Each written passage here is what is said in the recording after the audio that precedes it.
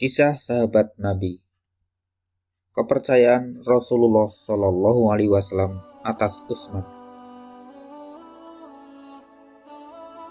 Pada bulan Muharram tahun ketiga Hijriah, tersiar kabar sekelompok orang Badui dari Bani Sa'labah berkumpul di dusun yang bernama Zu'amar. Mereka berencana menyerang kaum muslim di Madinah. Mendengar hal itu, Rasulullah Shallallahu Alaihi Wasallam segera melakukan tindakan. Beliau segera berangkat menuju Zu'amar bersama 450 orang pasukan. Rasulullah Shallallahu Alaihi Wasallam menyerahkan urusan kota Madinah kepada Utsman bin Affan. Kepercayaan Rasulullah Shallallahu Alaihi Wasallam terhadap Utsman bin Affan juga terlihat pada peristiwa menjelang perjanjian Hudaybiyah. Tepatnya pada tahun ke-6 Hijriah, bulan Zulqa'dah. Saat itu, Rasulullah Shallallahu Alaihi Wasallam bermimpi masuk ke Mekah dan melakukan tawaf di Baitullah.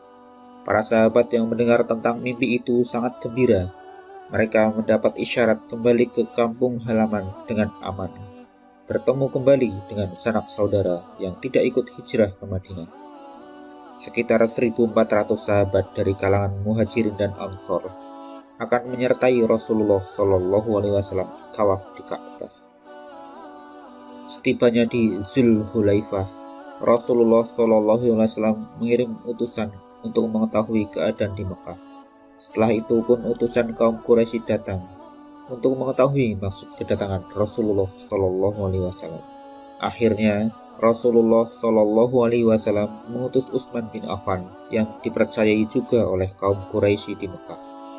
Utsman bin Affan pun berangkat. Sebelum memasuki Mekah, Utsman menemui Abbas bin Sa'id bin Al-As yang dapat memberikan jaminan keamanan dari gangguan kaum Quraisy. Setelah itu, Utsman menemui Abu Sufyan dan menyampaikan pesan bahwa rombongan Rasulullah Shallallahu Alaihi Wasallam datang ke Mekah untuk tawaf di Baitullah, bukan untuk berperang. Selama 3 hari, Utsman berada di Mekah dan sengaja ditahan oleh kaum Quraisy, sehingga menimbulkan kecemasan pada Rasulullah Shallallahu Alaihi Wasallam dan kaum muslimin. Lalu ada yang mengabarkan kematian Utsman. Saat itu juga beliau langsung menyeru kepada para sahabat untuk berbaiat setia. Hal itu dilakukan sebagai persiapan melakukan penyerangan kepada musyrikin Mekah. Peristiwa itu dilakukan di bawah pohon dan dikenal sebagai Baiat Ar-Ridwan. Allah Subhanahu wa Ta'ala menyatakan telah meridhai semua orang yang membaiat Rasulullah Shallallahu Alaihi Wasallam di bawah pohon. Rasulullah Shallallahu Alaihi Wasallam memberitahu bahwa mereka semua tidak akan masuk ke neraka. Beliau menepukkan tangan kanannya ke tangan kirinya untuk Utsman. Hal itu menandakan posisi Utsman sama seperti orang-orang yang ikut dalam baiat tersebut.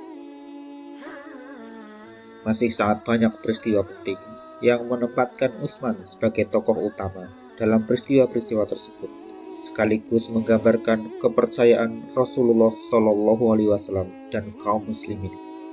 Sebut saja pernikahan Utsman dengan 2 anak Rasulullah Shallallahu Alaihi Wasallam, yaitu Ruqayyah dan Ummu Kulsum.